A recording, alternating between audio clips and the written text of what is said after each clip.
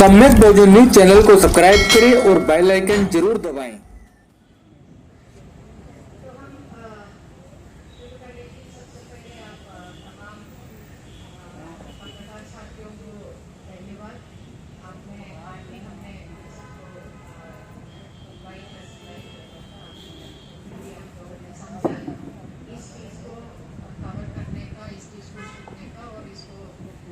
को सपोर्ट करने का खास करके इसलिए हम तमाम सभी ने आप तमाम लोगों को बहुत शुरू से ही कहना चाहिए।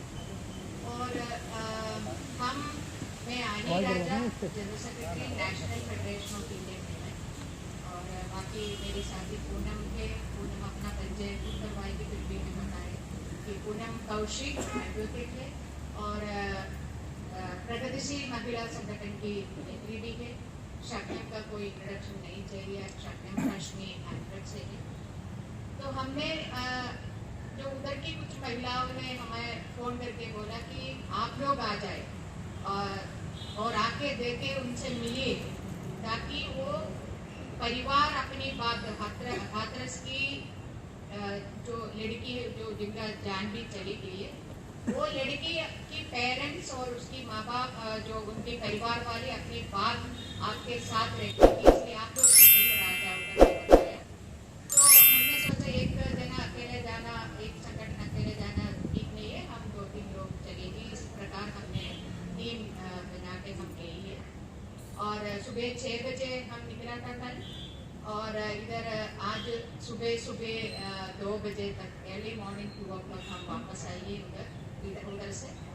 और इसका बीच में हम गांव में उस परिवार के साथ हम 2.5 hours हमने बिताई है और फिर हमने उधर से और भी लोगों से बात किया, लोकल भी कुछ लोगों से बात किया और हमें कुछ चीज़ का और भी क्लैरिफिकेशन हम चाहती थी, इसलिए हमने जो अलीगढ़ हॉस्पिटल में भी गया है और उधर जाके तमाम इस जो डॉक्टर से मिले, बाकी जो मेडिकल फ्रेटर्निटी से मिले और जो जिसको मिले हैं उसका नाम यदि आप लोग पूछेगा तो वो हम बोलने का हम नहीं बोल सकती है, क्योंकि जो हमने कल उधर देखा जब हम उधर गई जो हॉस्पिटल की बात में बोलते इतना डरा हुआ है, इतना डर इस वजह से इतना ऊपर इस हॉस्पिटल के हर एक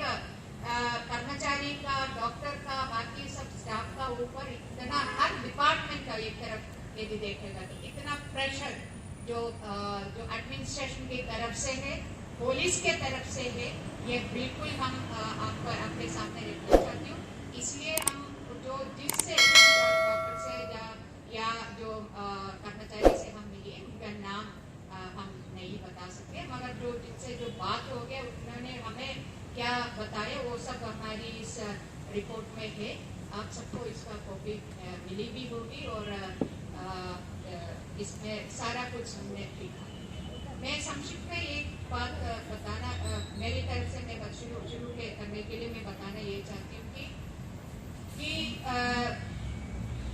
गांव में हम उन परिवार से बात करने के वक्त उन लोगों ने बार एक चीज उठाई कि हमें जैसे पहला कंप्लेंट दर्ज करने से लेके वो ये एक FIR का मिला, उसके बाद से लेके उनका डेथ हो गया, जो दिल्ली में लेके आई डेथ हो गया, उसको डेड बॉडी को स्नैच करके लेके गई, उसका कैसे जलाया ये सब एक्सप्लेन करने का जरूरी नहीं है। इसके बाद उनके घरों को इतना घेर कर रखा है, सेफ्टी एंड सिक्योरिटी के नाम पे घेर कर रखा है, तो तब तक वाली इसका बीच में जो भी कुछ हुआ है उसका एक भी कागज इंक्लूडिंग जो डेथ सर्टिफिकेट जो डॉक्टर लोग देते हैं वो भी तक परिवार के हाथ में मिला नहीं है। ये बात बार माँ भी और उसका पापा भी और जो भाई लोग भी हमें ये चीज बता रहे। और दूसरी एक चीज है कि जो इनके साथ ये घटना पहली घटना नहीं है, जो लड़की को इस प्रकार टॉर्चर करके उसको जो उसका डेथ हो गई, ये पहली बार नहीं है। ये लगभग 6 महीने से इस लड़की पीछे जो लड़की ने नाम बकायदा बताया था, जो मजिस्ट्रेट के सामने 164 स्टेटमेंट दिया है, और उसमें वो जो नाम थे उसमें से वो लोग, उसमें से खास कर एक लड़का कि उनको पिछली 6 महीने से लगातार ये परिवार वाला भी हमें ये बताया ये हो रही थी। तो इसलिए लड़की बिल्कुल बाहर नहीं जा रही थी। यदि किसी कोई खेत में भी जाना है तो किसी के साथ, या तो भाभी के साथ, भाभी अभी उसका डिलीवरी होने के बाद सिर्फ एक ही महीना है, इसलिए माँ के साथ बाहर गया है जो चारा काटने के लिए, और भाई भी थे साथ। और ये जो चीजें बार बार वो परिवार भी हमें बताए, तो ये आप सभी को जानकारी भी है ये they are surrounded by the upper caste families, तो उसका एक बहुत दमन उनका ऊपर है, और इनका कुछ जमीनें वो जमीन भी छीनने का, और इनको उधर से भगाए तो दलित मुक्त जो गांव होगा, यही एजेंडा से 6 महीने से लगातार इस परिवार को, खास कर इस बच्ची को तंग कर रही थी। ये चीजें बताइए, और तमाम बाकी चीजें मेरी दोनों साथी बताएगी। हमारी कुछ मांग भी है, उसमें सबसे पहले हमारी मांग है कि ये यूपी का अंदर ये जो गैंगरेप और ये डेथ पहली केस नहीं है, इससे पहले भी बहुत कुछ हुआ है, बहुत सारे केसेस आ गया, इसके बाद भी बहुत केसेस रिपोर्टिंग हुआ है।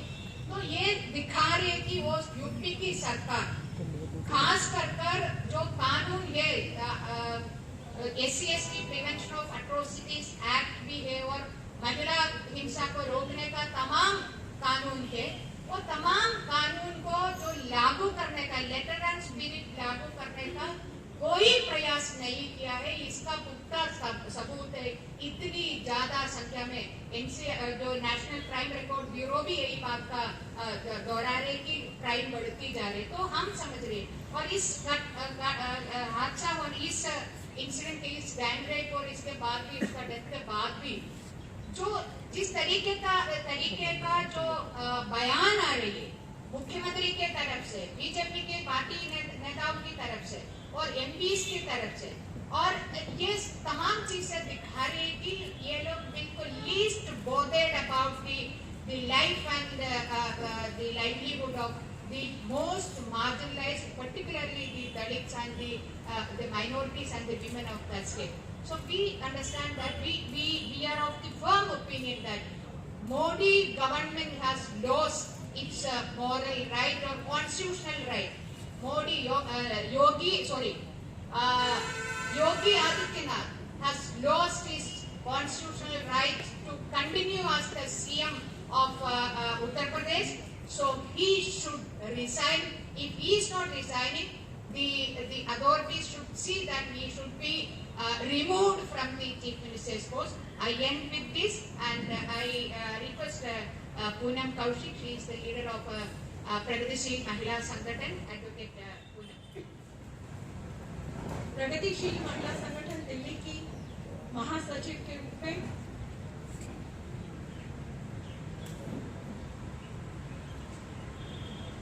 कल जो हम महिला अधिकार कार्यकर्ताओं का 3 महिला संगठनों का प्रतिनिधिमंडल, हम लोगों ने जमीनी हकीकत को और करीब से जाना, और किस तरीके से दलितों के ऊपर योगी के राज में किस तरह का उत्पीड़न है, इसको और गहराई से समझने का एक मौका कल फिर से। पर्टिकुलरली अगर इस केस की मैं बात करूं, परिवार के लोगों से हम लोगों ने लगभग 3 घंटे तक, हम लोग 4 घंटे तक उस इलाके में थे। हम लोग 1 बजे पहुंचे थे, और 1 बजे बैरिकेड से अंदर जाने के बाद हम लोग लगभग 5 बजे वहां से बाहर आए हैं। परिवार के सभी लोगों से हमने लगभग बातचीत की है, माँ और भाभी से ज्यादा बातचीत की है, और हमें पता लगा कि दलित उत्पीड़न की परिस्थिति ये है कि आज भी जो उस परिवार की दादी है, ओल्ड विमेन, बुजुर्ग महिला को बाहर जाकर चारपाई पर बैठने की इजाजत नहीं है, क्योंकि उसे लगता है कि ये जो है समाज में अच्छे तरीके से नहीं लिया जाएगा। तो ये तो स्थिति है बराबरी के हालात की। पूरा का पूरा जो प्रकरण है वो ये साबित कर रहा है, जिस तरह से एनी जी ने बताया, कि एक्चुअली गांव के अंदर उस कम्युनिटी के दलितों के केवल 5 या 6 घर हैं। कोशिश ये थी कि किसी तरीके से इनको इतना डरा दिया जाए कि अपना घर छोड़ के चले जाएं। और जो ये बच्ची के साथ किया गया है, ये हमें लगता है कि वही सामंती मानसिकता के परिवार के अगर लोगों को, कौमों को अगर सबक सिखाना है तो उनकी औरतों के साथ बदतमीजी करो। और किस तरह से पूरा एडमिनिस्ट्रेशन, पूरी पुलिस किस तरह का असंवेदनशील, संवैधानिक दायित्वों के ठीक खिलाफ रवैया ब्यूरोक्रेसी ने, पुलिस ने जिस तरह से दिखाया, वो साबित करता है कि पुलिस और अफसरशाही के ऊपर ये पूरी की पूरी फांसीवादी व्यवस्था ने किस तरह से कब्जा किया हुआ है और वो अपने संवैधानिक दायित्वों का निर्वहन करने में एकदम फेल हो गए। हम क्यों कह रहे हैं ये बात? बच्ची के परिवार के लोगों ने हमको बताया, 9:30 बजे की घटना है। 9:30 बजे से 4 बज जाते हैं उस बच्ची को एक अस्पताल तक पहुंचाने में। मोटरसाइकिल पे बिठाकर, सोचिए इतनी घायल अवस्था में वो पीड़िता, गर्दन की हड्डी टूटी हुई है, ब्लड आ रहा है, आंख में खून है, और एक मोटरसाइकिल के ऊपर उसका भाई मोटरसाइकिल चला रहा है, पीछे उसकी मां उसको पकड़ के बैठी हुई है। और थाने में जब जाते हैं तो पुलिस वाले कहते हैं जल्दी जल्दी कोई अपना टेम्पू कर लो। योगी सरकार, मोदी सरकार दावा करते हैं महिलाओं के लिए इतना कुछ कर रहे हैं। वो क्या ये हर थाने के अंदर एक ऐसी एम्बुलेंसेस, ऐसी पुलिस की जिप्सी की व्यवस्था नहीं की जा सकती कि जब ऐसा कोई मामला आए तो उन पीड़िताओं को समय पर अस्पताल पहुंचाने की व्यवस्था हो सके? 3.9% फंड का इस्तेमाल किया गया, निर्भया फंड का, उत्तर प्रदेश के अंदर। टोटल अभी ये आंकड़ा है, 3 मार्च 2020 को ये कई सारे अखबारों में ये आंकड़ा आया है। ये स्थिति, वो बच्ची अगर उसको समय पर सही इलाज मिल जाता तो शायद परिस्थिति और बेहतर। और ये सब तो छोड़िए, मोदी सरकार, योगी सरकार ने जिस तरह इस मामले में किया है कि आप उस बच्ची का जीवन तो नहीं बचा सकते, परंतु जब वो बच्ची मर जाती है, आपने तो उस बच्ची का मातम मनाने का भी अधिकार परिवार से छीन लिया है। जिस तरीके से आपने चुपके चुपके, और केवल चुपके चुपके नहीं, आपने डरा के, आपने धमका के, आप एक्चुअली क्या करना चाह रहे थे? आप इसका मतलब क्रूशियल एविडेंसेस को खत्म करना चाह रहे हैं। और जिस तरीके से गांव के अंदर ठाकुर कम्युनिटी को गैल्वेनाइज होने दिया जा रहा है, उस तरह के वीडियोस आ रहे हैं, खुलेआम धमकी दे रहे हैं, खुलेआम ऐसे वीडियोस चल रहे हैं जिसमें जो है बच्ची को, जिसमें लड़की का, जिसमें एक तरफ लड़की का ही विलिफिकेशन चल रहा है और आरोपियों के समर्थन में आया जा रहा है। तो ये आरोपियों के समर्थन में आने की जो बात है, इसको जिस तरह से मोदी सरकार और योगी सरकार का जो प्रशासन है वो अलाउ कर रहा है, ये हम समझते हैं कि जो संघ परिवार का योगी मोदी हिंदुत्व रिजीम है, ये इनके लिए कोई नई बात नहीं है। हमने ये उन्नाव में भी देखा, हमने ये कथुआ में भी देखा। सबको पता है कि कथुआ में किस तरह से वो जो आरोपी थे उनके समर्थन में फॉरेस्ट मिनिस्टर जो बीजेपी के लोग थे, वो रैली निकाल के आए। कमोबेश यही स्थिति कुलदीप सिंह सेठिया के मामले में। यानी ये पूरी की पूरी जो पुलिस और अफसरशाही के प्रशासन है, ये नहीं चाहते हैं कि रूल ऑफ लॉ एक्चुअली काम करे। दोनों ही मामलों में हमने देखा कि कथुआ में भी और उन्नाव में भी कोर्ट ऑफ लॉ ने मामले को तय किया। दोनों ही मामलों में आरोपी दोषी सिद्ध हुए। हाईकोर्ट में मामले चल रहे हैं, अलग बात है, परंतु कोर्ट ऑफ लॉ ने फर्स्ट जो ट्रायल होती है उसमें दोनों आरोपियों को दोषी सिद्ध किया।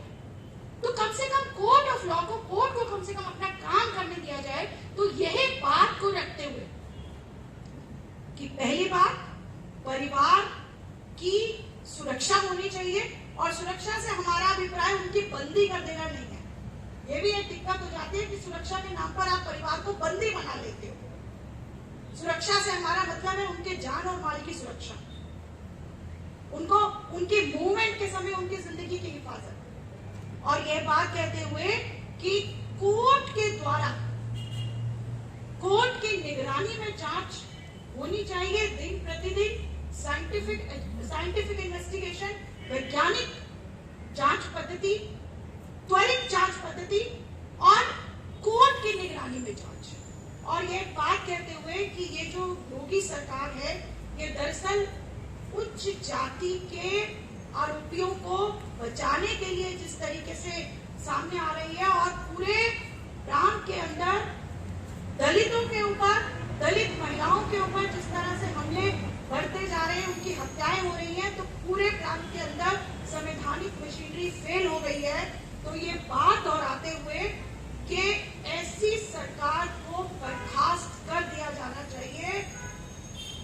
Central government, president of India ये इमीडिएटली रिकमेंड करे, यूपी गवर्नमेंट, सीएम को बर्खास्त किया जाना चाहिए, उनको उनके पद से हटा देना चाहिए और यूपी सरकार को बर्खास्त किया जाना चाहिए, क्योंकि वो फेल हो गई है लड़कियों को सुरक्षित रखने में। और इनका राज दलित महिलाओं को बिल्कुल निचले से निचले तबके पर रखता है। ये बात फिर से एक बार साबित हो रही है। और यही बात रखते हुए कि इस पूरे केस के अंदर न्याय तभी मिल सकता है जबकि न्याय की आवाज, जबकि ये जो फांसीवादी ओवरटेक हो गया है मशीनरी का, इसके खिलाफ आम लोग जिस तरह से निकल कर आ रहे हैं, और हम समझते हैं कि यही एक रास्ता है कि लोगों को सड़कों पर निकलकर सम्यक भोजन न्यूज चैनल को सब्सक्राइब करें और बेल आइकन जरूर दबाएं।